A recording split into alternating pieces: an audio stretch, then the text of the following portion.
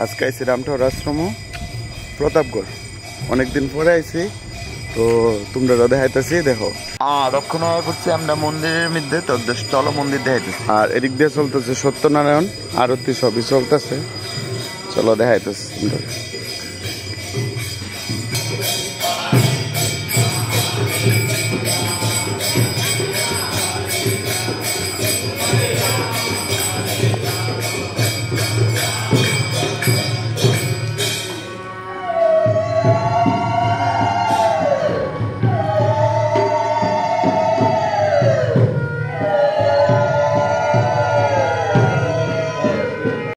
আর শুরু হয়েছে এদিকে সত্যনারায়ণের পাঁচালি। তো এদিকে পাঁচালির পর্ব এদিকে চলতেছে।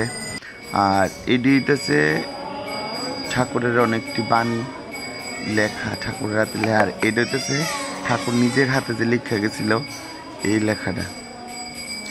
তো চলো এদিক দিয়ে পূজা শেষ, এখন তুলসী পাতা দিতেছে।